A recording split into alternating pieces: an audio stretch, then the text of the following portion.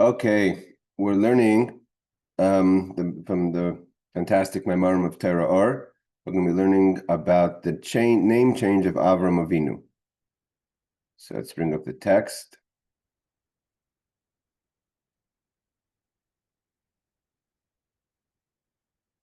Okay, I think this is it. So towards the end of this week's parsha, we learn that Hashem tells Avram by circumcision that no longer is his name going to be Avram without the hey sound or letter. It's going to be Avraham. So the pasuk says, "V'lo yikarei oid shimcha Avram." No longer will you be called Avram. V'haya shimcha Avraham. Going forward, your name will be Avraham. Why? What's the hey add? Ki av hamoin goyim. The H adds that you are going to be. You're the father now of all the nations. So what happens? The Rebbe wants to explain what happened in circumcision that changed in Avram, that now he's called Avraham. So the Rebbe says the idea is ki hatam lemila. What's the idea of circumcision? Tichsiv asher bara lekim lasos. God created the world lasos, so we should do, and it's brought down in the Medrash that lasos means to do, means l'sakin, to fix. It means the world was made that we should complete it or fix it. The word tikkun is to fix it, so it's not 100%, and it needs to be fixed. Shadayin tzarech tikkun adei adam, that God made the world in such a way that man has to complete its fixing, to make it complete.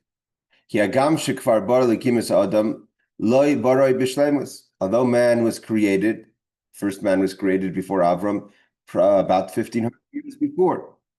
So he says that's the man was created but not complete.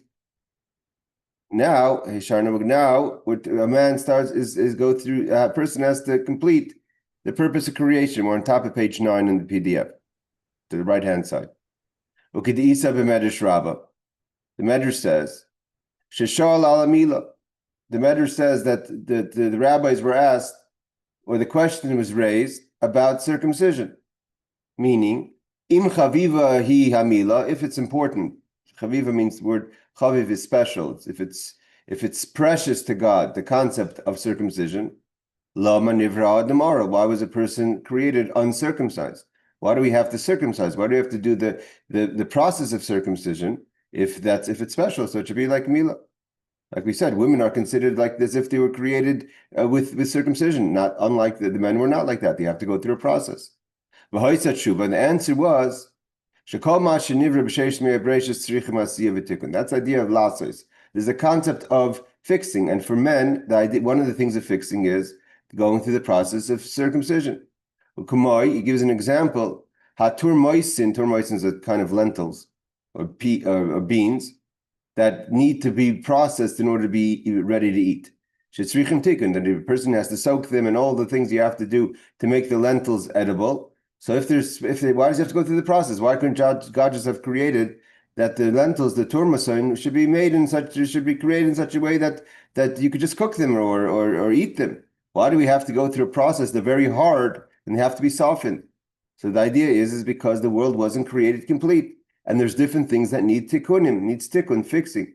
Means the tikkun, what the Rebbe is coming, what the Alter Rebbe is saying over here is that maybe unlike conventional wisdom, that the idea of tikkun or tikkun olam, fixing, is that we broke the world, so we have to fix it, right? Whether you tell a child you broke it, you fix it. But it was given to you complete. No, the world was created lacking certain things, and it needs to be fixed.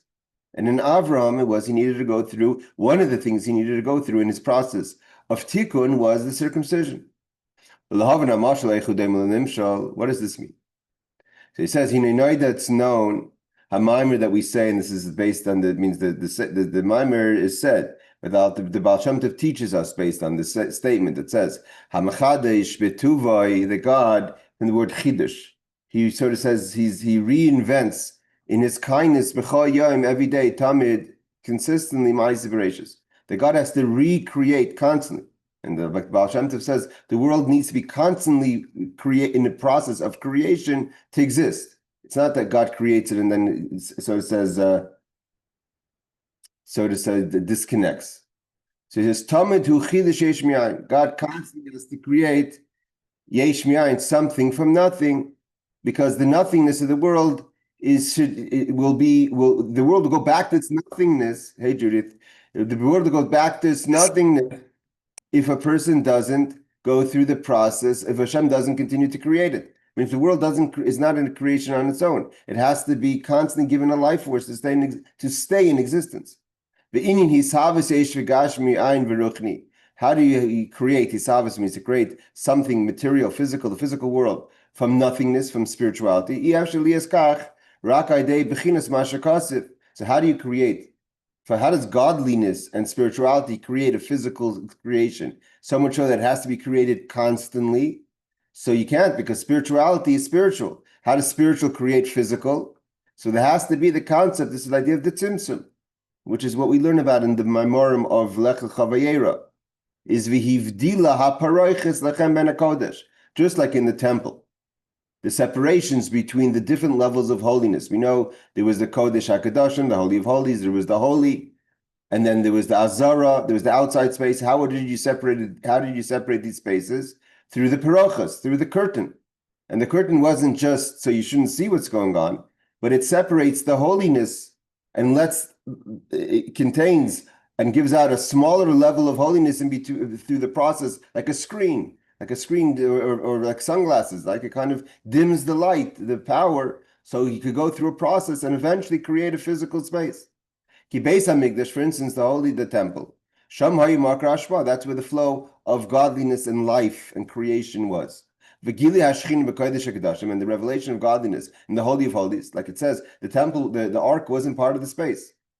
It means space it wasn't accountable in the Holy of Holies. The ark didn't. I mean, if you measured the space of the Holy of Holies and you measured from one side of the ark to the wall, and from the other side of the ark to the wall, the measurement of the ark didn't take up space. It's miraculous. Why? Because there was a higher level of revelation in the Holy of Holies. So how does it go from the Holy of Holies back into the world? And it goes through a process from the Kodesh, where the menorah was, and the table and the golden altar, and from there he went out to the outside altar. So what was the process of going through these levels of holiness? It had to be less of a revelation. And the parochas, the curtain between the Holy of Holies and the Holies, was the first level of separation in the Beis HaMikdash, in the temple. If the light just was just singular, a single style of light within the temple, because if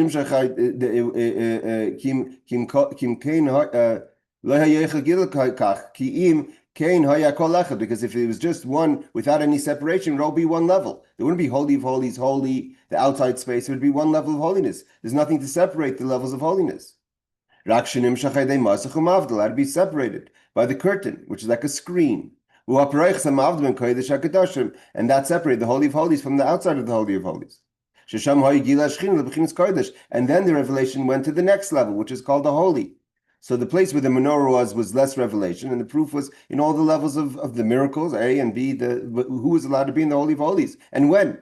The high priest only went in once a year in the time of Yom Kippur. Otherwise, he didn't go in. And when he went in, there was all these conditions for the high priest to go into the Holy of Holies. Whereas some of the other priests, there were other times of it, the other priests went into the holy, but other priests, anyone who was not the high priest, could never go into the Holy of Holies. And what is the idea of the curtain that separated the Holy of Holies from the holy, the Kodesh HaKadoshim from the Kodesh? So Unkelos, so that the translation in Targum in Aramaic is parsa, which means a separation. And there were many levels of separation of these parochas, of these curtains that separated the level of holiness that it contained, it only to be in the Holy of Holies, only in the Holy, only in the Azara, etc. Mishkan, the same thing applied to the tabernacle. And that's an idea in general. That just like it was like that in the Holy Temple and the tabernacle, so too, that's how godliness comes into creation. That it goes into the world of Atzilus, the world of the highest world of emanation, where everything is obvious godliness. How do we go to a world where we live in now, where we don't see physical godliness? You see physicality, and you have to tell yourself that who created this? Right? Avram Avinu had to tell the world that there was a God. Otherwise, he said, who says? Where could they even have the perception that there wasn't God? Is because the godliness goes through a process of the separation of the parochas, of the curtains. This is the idea of what it means that God, in His kindness, recreates constantly. It has to be a chiddush, because the process that godliness, it could go from, so to say, spirituality to physicality, has to be constant. Otherwise, it wouldn't allow itself to be contained. And through the screening and the separations, the light becomes as if it's a new light, constantly. Meaning a light that could give off the perception of separation. And that's why the further we get away from the higher level, so to say, of revelation, the less revelation there is, the more there's a feeling of separation. The more godliness is revealed, the less creation feels separate from godliness. Because that's its truth. The truth is there is no separation. It's a facade, it's not true. Or shel toilada, it's a created light, because it's not true, to create the perception of separation. This is not the same original light. Like it says that God hid the light of the first day of creation, because had the light in the first day of creation shined in the world, it would be too strong, too powerful for what God wanted to accomplish with the creation, which is the perception of separation. And it goes through another level of separation. That's how physicality goes into existence. There's different levels of what it means to separate. How far do you separate? For instance, what did we say on Saturday night? When we make the Havdalah, the word Havdalah, which is the sort of say the ceremony that we complete Shabbos with the wine and the candle and the spices of smelling, it's called Havdalah. The word Havdalah means to separate. What are we saying when we do Havdalah? We're recognizing the separation between Shabbos and weekday. Shabbos is holier, weekday is mundane. So he says, for instance, there's a separation. We say b'matzi Shabbos, Hamavdil, God who separated ben kodesh, between the holiness of Shabbos l'chol, to the mundane, to the week. Shumasach Hamavdil gomer, and there's a major separation to go from an existence of Shabbos to chol, where our whole behavior changes. The way we live in this world, Shabbos has laws. You're not allowed to do certain things. The weekday is you're meant to go out and work and go do things. The separation of Shabbos and Chol is a huge separation. He calls it a Masech Mavdil Gomer, a total separation. The Shabbos is totally different than the week. It's not like we take on certain laws on Shabbos. It's a totally different existence. God, that's what we say. We recognize that in the process of Havdalah. Hamavdil, God who separated ben Kodesh l'chol, between holiness of the Shabbos and the mundane. And you can't compare the separation between Shabbos and the week to the separation of the Holy of Holies to the Holy in the temple, because there's all holy. The question is how much revelation. And in the time where the ark was in the Holy of Holies was much more revealed. And you go outside of the ark, past the curtain, it's holy, but it's not holy of holies. But on Shabbos, we say we're separating from the whole concept of holiness. Ben Kodesh to Chol, to mundane. That's as if how the light becomes so much more physical. That in time, right? Just like there's separation in space, the separation in time. The time of Shabbos is a total separate time than the time of the week. Because in the Holy of Holies, they're both holy. The question is Holy of Holies or just holy? And where do we see this? For instance, if everyone pays attention, that on a night that goes from Friday night, means from Saturday night, into Sunday night, that's holiday, you could have, let's say, the first day of the holiday is on a Shabbos. It happens many times. Or even Erev Yom Tif is Shabbos. And then you go into the next day of Yom Tif. So we do Havdalah during the Kiddush. And what do we say in the Havdalah? We don't say what we say during a regular Saturday night, that we say, Hamavdil, God who separates from holy to mundane. Because this Yom Tif is not mundane, but it's also not as holy as Shabbos. So then it's like the separation within the temple. So we say the actual language of the blessing is God who separates from holy from holiness. I mean, there's different levels of holiness. But we see clearly that there's separation within godliness, within time and space. But when we separate on a regular Saturday night, Matzah Shabbos, from the holiness of Shabbos all the way to the mundane of the week, not into the holiday. The difference between Shabbos and the week and the mundane, the choil, is like it's separate. In the week you feel totally separate from godliness. Like in the temple, the outside chamber. And these also, sorry, not in the temple, in general, the idea of the spaces in creation that they could say, like it says in Yecheskel, we're going to read it in a few months, in the Haftorah after Shabbos Vayera, it says, Li Yairi, I created my own light. How could a creation think that it created its own light, that it's Li Yairi, I give off light, I manifest light. You give initial life, but after that, I'm my own being. Li Yairi, I also give off light. I also have something. Where's that I? Where's that separation? Because there's a mavdum and kodesh lechol. There's a separation from holiness to mundane. They say, yes, God is the God of gods, but I'm also a God. I'm also a creator of something. I'm also giving off light. I'm not passing the light. I'm creating the light. How can a person even think like that? They can't totally not recognize God's existence. Paro says, Li Oiri, I also have light. He recognizes God, but he says, I'm also a God. So where does that come from? From the mavdil, from the separation. From the separation allows for that perception that Paro could say that. So the separation within holiness and then the separation from holiness. What it means, hodu, from the gods of gods, for his kindness is always. His kindness allows for this perception that there's separation. Till a person thinks that he's the God, meaning God is the God of gods. I'm also a God.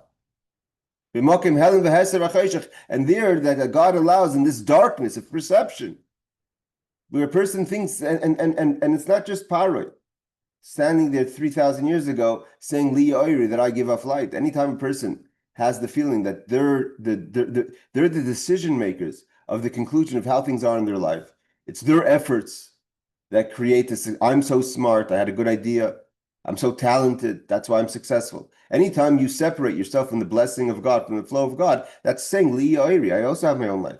Why am I wealthy? Why am I successful? Why am I good at what I do? Because I'm good, not because you're recognizing God's hand, God's blessing in that. And I think it's in Shiur, right? Shiur, he says, Yeshaya, that God is malbish, he encloses himself in like dark pots that separate. He clothes himself for the perception of separation. Now, in the mundane, when we say Hamavda ben Kodesh L'chol, now when we say, for instance, we don't say, on Saturday night, we don't say Hamavda ben Tomei L'Tahar. We don't mention negative on Saturday night. We mention the idea that of the weekday, of the mundane, of going out to the world of separation, where you have to work and you have to stay focused to say that my job is a vessel for God's blessing. But we don't say from pure to impure. So in weekday themselves, there's the positive of the week, where a person stays focused, and when there's a person gets lost in the week. So he says, when we say we separate on Saturday night from the holiness of Shabbos, from the time of Shabbos into the mundane, there's two levels of the weekday. Echad chol gomer, total weekday, total mundane. Echol is the places of klipas noga. The karle lekai, where a person thinks that they're separate from God. They think that it's not just paroi. It's anytime your life has in the space or time of your life, there's a separation of consciousness, of godliness with that moment, then you're separating yourself in that moment or in that place, in that doing. So then it's that then that's total mundane. But there's another level of weekday, which when a person stays focused, which we know, and it's called chulin. Choil is also mundane. Like for instance, anything that's not choil is anything that's anything that's is the regular, right? The Kohanim had to eat the sacrifices or the tithings or other things that had to be kept in tahara. You had to be pure. There are times that you could just eat choil. You could eat a regular Yisrael, or a person who's eating meat. You don't have to be tar to eat meat. You don't have to be pure. But there's a concept of chulin shenas al taras hakodesh. There was the people that wanted to keep their mundane, their choil, to be on the principles of taras hakodesh, of purity and holiness. That means that they treated the mundane as if it was holiness, as if it was tithings, as if it was a sacrifice. So it's called chulin. When you take the chol, the mundane, the regular food, you went to the supermarket, you went to the butcher, you bought a piece of meat, but you treated that meat as if it was a sacrifice. Called chulin shenas al taras hakodesh, with the same rules that you would apply to holiness. Choy l'shemoit, for instance, so that's in things, in Maisa. Where does that mean in time? Where do we see that in time? That's the space in between the holidays, which is called the chol moed. So it's chol, but also you add the component of holiday within the chol. The hainu, meaning to say, shenimshech ha'ara mikdusha v'chinas bita gam b'chol. What does this mean in our focus? That a person is able to apply, he or she, the same bittul, the same nullification that you have in holiness, in Shabbos, in the temple. So in time and space, you're applying it to your chol, to your mundane. You're never thinking alakai de that liya oiri, I'm also giving off light. And what is a person? How does a person bring that consciousness? It's, for instance, when a person recognizes the effect Shabbos has on the 6 days of the week. For instance, Shabbos gives off holiness. When we learned this many times, the first 3 days, Monday, Sunday, Monday, Tuesday, is drawing energy from the past Shabbos. From Wednesday, when we say L'chuna Ranana and the Hayom Yom, so then we start getting ready from the next Shabbos. We're drawing energy, so to say, from the coming Shabbos. And we've learned in the Sichos, the Rebbe talks how there's the Shabbos, how it affects the whole week, and how Shabbos affects half the week. But either way, the Shabbos is the whole week, if you have a proper consciousness, and that's what we say, Hayom Yom Rishon l'Shabbos, Sheni l'Shabbos. You're integrating Shabbos, the mindset of Shabbos, in the chol, into the mundane. How do we have that power? Because the Jewish people were given that ability to be able to integrate Shabbos into the week. What does that mean actually? That when you go out to the world, into the chol, into the weekday, your attitude is like the person in temple times who even chulin, even the mundane foods, behaved al taras hakodesh as if it was holiness. Means although you're out in the world and you're supposed to go out in the world, but you're integrating the mindset of holiness into the chol. And this is what we're saying, Baruch HaMavdil, we're asking. It's not just a ceremony of recognition, so to say, like I said before, of holiness. It's the separation of Shabbos, the time of Shabbos in the week, but we're also bringing, Baruch means to bring, from Shabbos into Chol. She gives us the ability that the mundane, the week, should be done with the mindset and the attitude and the behavior of Taras HaKodesh, of the purity and holiness. And this is why it says that if you properly recognize Hashem's blessing in the week, so you say Sheishis Yamim Tasim Asecha, that in the 6 days of the week you do actions, but your mindset stays connected. We have to have 6 days a week. You have to go out to work. And it goes through a separation. That's why it's permissible and you're obligated to go out to work in the weekdays. We still say that we're separating holiness from chol, but we want to bring a bracha from kodesh into chol. Because if we just live like the times of Mashiach, so to say, Yom Shekuli Shabbos, that's another kind of reality, and then we'd be totally nullified. For instance, when a person stands on 18 on the Amidah, where you're totally nullified to God and you're bowing, so that's during davening, but after davening you go out to work. Like a person who we know that the law is that you're not allowed to make any kind of movement. If you make any movement that shows independence when you're standing in front of the king, it's almost worthy of the death sentence, because you're not allowed to show any independence in front of a king. That's the Shemona Esrei, that's the Kodesh. But nevertheless, that's outside of that space. When you go to the week, then it doesn't have that focus. Nevertheless, you have to apply and spice your mundane with the Kodesh of Shabbos, of the Kodesh of davening. Like it says, these ideas are go together. It's again, there's nefesh olam, there's olam shana nefesh. We have our soul, we have our time and our space. And the idea is that the olam shana nefesh, the person's time, space, and being should be balanced. That you have, although there's different times and there's different spaces, there's the shul and outside the shul. There's the Shabbos outside of Shabbos. There's the way you are in the week, the way you are in Shabbos, the way you are in business, the way you are in shul. But the idea is that you shouldn't separate them totally. Although your behavior is different, but they have to be affected. The Shabbos, the holiness has to be baruch hamavda ben kodesh l'chol. That the holiness affects and directs, so to say, the attitude of the week. Like it says, you have to have yigiyah, you have to have effort in your hands, so to say, and that will allow you to eat. And that's alidei lam tes melachas, meaning you literally go out there, like the 39 doings or malachas that we have on Shabbos. Go out there, hazareya, you have to plant, you have to chayresh, you have to plow, hakoitzer, you have to cut down the branches and the trees when they need to be cut, or the fruits, which is that going out to the world and doing what you have to do. And the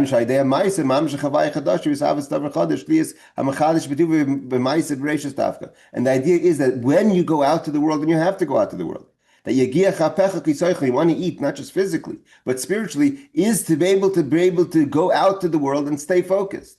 And that's the chiddush. What does it mean, mechadish betuvay? God's. What we said before, that the godliness goes through a process of the separations, of the screenings and the curtains.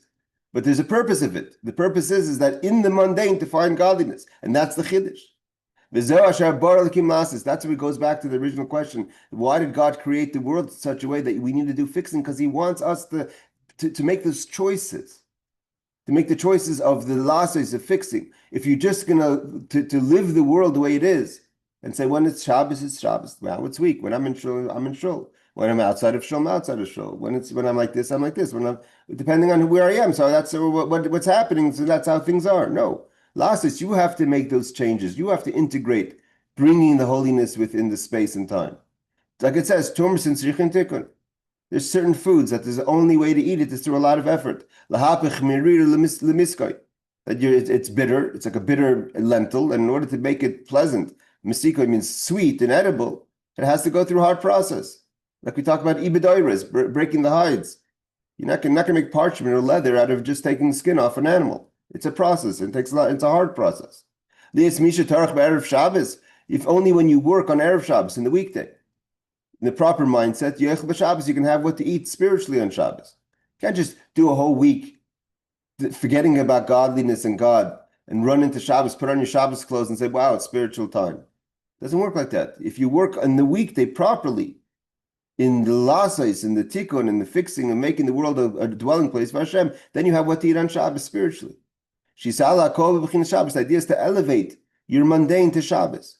Shabbos means to rest from the mundane. But in order to get to that level of rest, you have it's an avoida.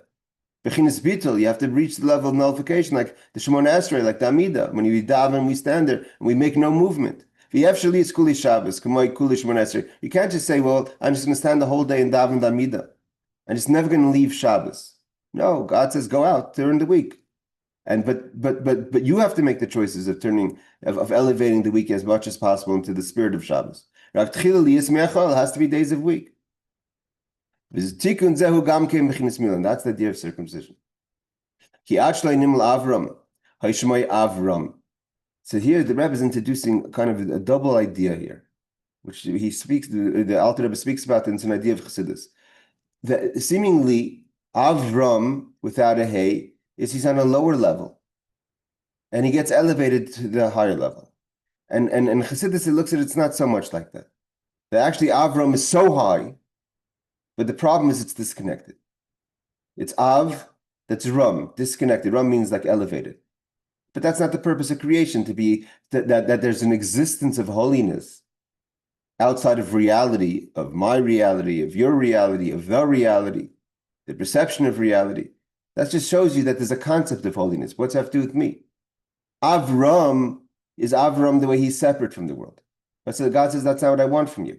I want you to be Av Hamoin Goyim. I want the world to be affected by you. So he says, actually, until Avram circumcises himself, or is told to circumcise himself, he's Avram. Avu b'chinas reishis agili. Av means like father, Like we say Chachma, and in the Maamar before, he calls it Seichel Hanel Mikol Rayin. It's not just Chachma. It's Chachma, it's wisdom without any possibility for an idea. It's so beyond reality. So it's Bechinas Reishis Agil, the beginning of revelation.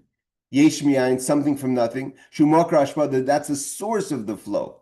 It's called Av. Hu Bechinas Rama Kol Goyim. He's separate from the nations. Avram has no connection. Although Abram did a lot and Sarai did a lot, both of them. That's why Sarai also has a Yud. It has to be changed to Hey. A Yud also is that same idea as the dot. Separate. So Abram and Sarah, though they even interacted, but it was on a level of separation. There was this huge separation. There was no connection he had to the Goyim properly. God said, that's not what I want from you. You need to change the world. Av HaMoin Goyim, you're the father of the nations. You have to bring inclusiveness of the sparks. The ability to take the sparks and bring them to holiness. There shouldn't be such a separation. You have to separate. You have to the milas again. What's the idea of mila, of circumcision? Again, what's not the idea of cutting off only, because there's both sides here. There's lech lecha, that you leave terach, leave your father's home, which is a house of idol worship, and go to the land of Israel. And then there's lech lecha, leave the higher levels and go down and be affected. So same thing with circumcision. There's the foreskin that's making yourself holy, pure, and there's a foreskin of revelation. So he says that's the idea of mila. Mila oisis mol yudke, to be able to bring mol to reveal the first two letters of God's name, which is Chachma Bina. The Av in Avram should be Av HaMoin Goyim. He has to bring it to the nations, not be separate than the nations. Umal hu lashim is galas. The mol means to reveal. Kimol lashim emal, like when a person talks. When you talk, you reveal what you have to say, what you're thinking. Shadibr hu megala as a chachma li as a chachma yetz mekach el hapoel. When a person has wisdom, so if you don't communicate it, mal. That's why in Aramaic, mal means to speak. It means it's a process of revelation. You're revealing something from potential to actual. From concealment to the revelation. Therefore, when Mashiach comes, when this is going to be the ultimate level of revelation, it says, everyone's going to talk a clear language. What does it mean, a clear language? Today, the narrative is so confusing and so manipulated that when Mashiach comes, it's going to be that everyone's going to have a clarity, safa bruda, of godliness, purpose, and revelation. Everyone's going to see. Yachtov kipi Hashem dibra. This is God's word, that the creation is Baruch Sha'amar. God spoke, and the world came into existence. Because through the Mashiach comes, there's going to be the level of revelation. There's no longer going to be concealment. He's galas alikus, revelation of godliness. That's when people say, well, what does it mean, Mashiach? Mashiach is revelation. That no longer are we going to live in the darkness. He's galas chachma. We're going to see God's wisdom. And this idea of this revelation, there's times of chashais, itim chashais. Sometimes there has to be concealment. Sometimes things are not revealed. And that happens sometimes in our own life. There's times that we don't understand things. We don't understand what's going on. I sat with someone yesterday. He was like, I have 97% bitachon. I just don't understand what's happening. He was going through a health crisis. So you have chashay. Sometimes we don't have revelation. Like it says, siyag l'chach mashtika. Sometimes God has to make a siyag, a separation, a boundary, limitations. And if you want to make limitations to wisdom, be quiet, don't reveal. But sometimes there has to be revelation. And sometimes in our own life, we have these moments where God sees, or for reasons that maybe we don't understand, where He knows that you need to see something. You need revelation. Sometimes you don't have the revelation. But God, but there's itim chashais, itim mamalois. That's what means chashmal, which is incidentally, that's what the modern Hebrew calls electricity, because sometimes there's the flow, sometimes there's not. V'gam mal milashin v'hu yeshiv muli. Also, mal means interaction. He's sitting opposite me. Like you see someone sitting right in front of you, in front of your eyes. And we say by a person also, a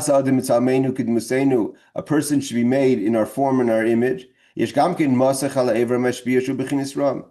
And that's why also, when it comes to the circumcision and the place of circumcision, that there was initially the foreskin, which was the idea, because where the mashpia comes from, the idea of giving comes from the place of the milah, of circumcision. Sometimes you have to give, and sometimes you have to hold back. Like it says, Hanistaras Lashem Lekenu. Sometimes there's things that are hidden. Chacham ubina vaniglas lanu vanenu. And what's the revelation to us and our children? Shaidei amila nasi niglas lanu vanenu. That the Rebbe says also that the idea is that when a person properly behaves in their sexual activity, etc., so then it's lanu vanenu, then the revelations comes properly to your children. Shagili ein el bechinas levanenu, that the revelation only comes to the children. Which is to give birth, and also godliness. He said there's sometimes some things are revealed, and then the Torah was given to his levanenu, to his children. This is what the idea of the hay given to Abram was. God didn't take out the rum, the elevation of Abram. He just said you are elevated. Sometimes you have to be withdrawn. Sometimes you have to be concealed. Sometimes you have to know this is not a moment of giving. But you shouldn't constantly live that way. But you have to have a balance of reish and hay. You have to have the rum and the hamoin goyim. Like the idea of the foreskin. For that, the foreskin, there's total concealment. But the foreskin, by having a circumcision, means itim chashay. Sometimes it's times for to not be revealed. Hanistarais, of hiding, and sometimes it's haniglois. But there has to be the possibility of both. The idea is that sometimes this elevation has to be revealed. And also and not just in times, but also in consistency. That you have to have within yourself the idea of you're separate, you have rum, you're elevated from the mundane, nevertheless you affect the mundane. That's the rum and the hamoin goyim. Abram didn't become like the nations. He didn't say, well, how am I going to have a conversation with these people? I have to start, shooting darts and throwing axes and doing everything, playing golf. That's the only way to interact. Sometimes that's required. But Abram was able to say the same Avram, he's a separate person, an elevated person, a spiritually motivated person, and also hamoin to be effective. And that's the idea of circumcision, is to reveal the elevation of Avram. And when you do the priya, which is the circumcision, then there's the tearing open of the skin. Like it says, uparas reisha isha shchita mufras. It's different levels of priya, which means revelation, which is a masach hamavdim and kodesh l'Yisrael, to bring this this masach, the separation that separates between holiness and Shabbos, and to the Jewish person, that the chol gets affected by the kodesh, which means chulin shenasa tarsa kodesh. Yes, we go out to the week. Yes, we're in the mundane, but we do with the mindset of rum, of elevation, which is based on the idea of tarsa kodesh, with the mindset of holiness and purity. She ikra avdal. That's the idea of separation. I separate. The benefit of the separation is that when we separate for holiness, because like he finishes off, like I said before, we don't talk about the separation between pure and impure.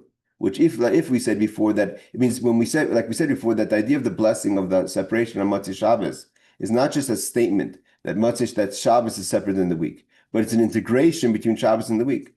So therefore, we don't say that God who separates from pure to impure, because we're not supposed to get impure. Don't go out and become tamei. Say that how do I bring godliness to the world is by making myself tamei. Maybe that's a real level of integration. No, you have to be ram. You have to know that certain things are not for you. Itim chashes. Sometimes this is not a time to communicate. You don't have to be part of every party.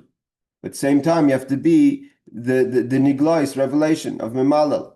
And that's why we don't say lahavdil ben atam leTorah on Motzei Shabbos, the one who separates from pure to impure. Because the process is to bring through the separation. And we're not going to bring through the separation to a moment of impurity. We don't say that. That's not what's required. We're separating the Shabbos to the week and bringing Shabbos into the week, but to a limit. Right? This is a beautiful Maamar that's kind of in the spirit, so to say, of the Maamarim of this week. And there's other Maamarim that are very special, that that we have 20 minutes. I don't know. Maybe it's late, but I'll just do you guys. Let's do a small Maamar over here. I don't know if we ever learned this Maamar. It's the question of why. It deals with the question why that it says that Abram Yashkim Abram Baboker. Abram is the morning person, Yitzchak is the afternoon person, and Yaakov is the evening person. That's why Abram introduces the morning prayer, and Yitzchak introduces the afternoon prayer, Mincha, and Yaakov is the one who introduces Arvis. Not that they didn't have in the other ones, but that's their moment. So Avram's the morning person. So the question is, why do we say Magen Avram, God who is the shield of Avram? So seemingly it's saying that God protects Avram. But Magen also is protecting the world from Avram. So you can look at which way is the shield, who's being protected. Is Avram being protected from the outside elements? Or, so to say, is the world being protected from Avram? So here the Alter Rebbe introduces the idea, so to say, that Avram himself needs to be kind of toned down a bit. He's too much chesed, too much kindness. Let's see. The Hinenoid that's known, Avram hu b'chinas chesed godel ad moed. Avram represents absolute kindness. B'li shumay ne'an, there's nothing that stops Avram's need and want to be kind, to be kind, to be giving. The kulam tovim beinav, not just to be giving in moments, again in time, but also to peoples. As far as Avram's concerned, everyone's worthy of his kindness. V'hu rak tov, he only sees good in people and he only wants to do good for people. Therefore, when in this week's parsha, God says you're going to have Yitzchak because Yishmael is not good enough for you, so to say, for what you need to do. It means Yishmael is your son and he's going to be blessed. But for what we're trying to do over here, that has to happen. Kibi Yitzchak yikar lechazara. It's going to happen through Yitzchak. Avram argues, says, Lu Yishmael yichel lefnecha. Why can't Yishmael live before you and make things work? Shapir sheyichel la'ad lefnecha. He wanted Yishmael that he should be that he should be able to be the son because he doesn't judge. And by him, everything is good. He said Yishmael should have a limitless connection to God. It wasn't like Avram had a blind eye. Sarah saw certain behaviors in Yishmael, and Avram refused to see it. He refused to apply it, what he saw to himself. He wasn't ready to judge Yishmael, notwithstanding of what he saw in his behavior. Because he's unlimited kindness. Right, so he wants Yishmael also to be able to stand before God constantly. He even was ready to give Yishmael, that Yishmael should be able to himself give chesed limitlessly, and that's very dangerous. Yishmael's chesed is a dangerous chesed. And that's why we say no. Like Avram, Shiatzim men Yishmael. The perfection is not by Avram, because from Avram comes out of Yishmael. Why? What does it mean he came out of Avram? Because of Avram's great kindness that even Yishmael he even has a Yishmael. That's not balanced. That's too much good, too much kindness, unlimited. When Mashiach comes, you can't say that Yeshaya says death is going to stop. You can't allow bad to stay in the world. Avram says, just let everything be. And that's sorry, when Mashiach comes, the world is going through a process of refinement. Avram would say, what do you just leave death? Leave negative, let it be. And God says, no, it doesn't work like that. If we're just going to go with Avram's great kindness, we will never get to Mashiach. We will never get to the refinement without balance and discipline. So just overwhelming kindness, we're not going to achieve anything. You're not changing anything. You're just flowing in kindness without trying to elevate and change. And Mashiach is the world that gets to elevate to higher space where there is no negativity. You can't just let negativity exist. And Avram just has this tremendous chesed. So who comes to counter Avram? His son Yitzchak, which is din, judgment. Total opposite of Avram Avinu. But then that's also too bad. It's not good. There's no balance there. Too judgmental. What comes from Yitzchak? Yitzchak, Yatzim, and Esav comes out in Esav. Machmas dinya kosher. So where's Esav getting this whole anger, right? How do you have a Holocaust? Comes from dinim kosher. Just the way it has to be. You just say you can't see, you just see things square, and if they don't work, then you just kill everyone. You just lived on the sword, he cut everyone down. So therefore, Yitzchak also was too severe, too judgmental. So where do you have the balance? Yaakov. He was complete. That's why Yaakov is Tiferes. Tiferes is the ability. What's real beauty? Why is Tiferes beautiful? Because beauty is the ability to balance things. When a person's too one way, too extreme kindness, or too extreme din, judgment, and too reserved, and too limited, too square, so that's not either good.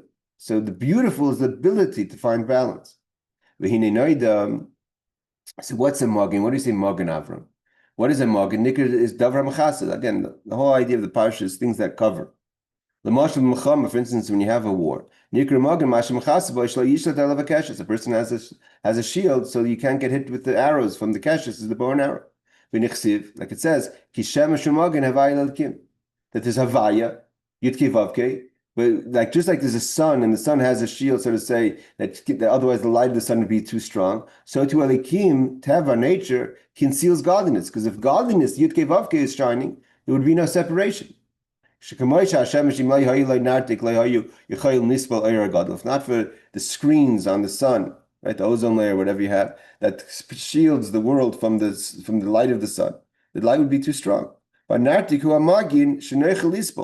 what's being protected? The world's being protected by the sun. The sun is too strong, too powerful. So too, Abram needs to be protected. The Magen, the shield, is on Abram, not protecting Abram, protecting the world from Abram, because it's too much kindness. When Mashiach comes, then the sun, the world's going to be ready. That's going to be extreme. Tzadikim isnam, the righteous are going to take joy. They're going to be able to handle the light of the sun. But Rishayim Nidainim, the Gemara says, the wicked are going to be judged by the sun. We know, like I said before, every morning Avram wakes up. That's why there's a lot of things we're supposed to do in the morning. We give tzedakah in the morning. There's the idea of davening in the morning right away. There's, like, for instance, before Yom Kippur, we make sure to do the kaparis in the morning. We know that the chesed is in the morning. That's the chesed of Avram. So it says every morning, every morning of Avram is chesed misari ba'olam. The world wakes up with a tremendous level of kindness. By Yashkim Avram Aboker, Avram wakes up in the morning. Chesed wakes up in the morning. Like the Holy Zohar says, HaKadosh Baruch Hu writes chesed. And Avram is not just Avram. Avram affects, so to say, the attitude of God. He represents, he's a merkava of God, that God, initial reaction to the world is chesed. But if we won't shield that chesed, that kindness, that there shouldn't be an overwhelming abundance of kindness, because we said too much kindness isn't good. And we shouldn't find that it should be limited, the kindness, and it should be mitzamtzem, it should be restrained. For instance, just to give life to the negative forces, but not to give them an abundance of life. Because a person needs to have tests in this world. I mean, if there's only holiness, then the person would never have a choice. So God gives only a little bit of kindness. So negative could exist. So a person should choose good. She is chapcha, so a person should go through the process of transformation. So the fact that you need to transform yourself, darkness to light, or to restrain yourself. So there has to be something to restrain from. But that's it. Not that we're giving the kindness just in an abundance to give life to negativity. But if there wouldn't be a tzimtzum, the Magen of Avram, then the negative would have its own life source, not just to be there as part of the avoda of overcoming the darkness. We would never be able to win the bad. If bad was getting as much as good was getting, you would never win the bad. The bad would be kind of a chaotic world. That's why the world is tohu before the flood, before Abram. Every morning when Avram wakes up, which is the attribute of kindness, which sort of says God's mindset, is the mindset of Avram in the morning. On Nisrichim Levarach, therefore we make the bracha Magen Avram. We tell God, you need to shield Avram. Magin Shiyasa Magin L'Mechinas Avram. You need a concealed Avrams. You need to shield the world from Avram, because Avram's chesed is so strong that it won't give any place for change, won't give any place for a person to overcome negativity, because negativity will have its own life force, and therefore it's l'toivos seinu, it's for our own good. Even though you say, what do you mean? You're concealing goodness, but if there's no discipline, then there's overwhelming goodness. It's not really a favor. You're not helping the child by giving in and giving in and giving in. Sometimes there has to be discipline, tough love. So therefore, as we say to God, Magen Avram, shield the world from Abram. Yes, Abram, his intentions are good. He wants to be good. He's always abundance of kindness. Yishmael lives, everything lives.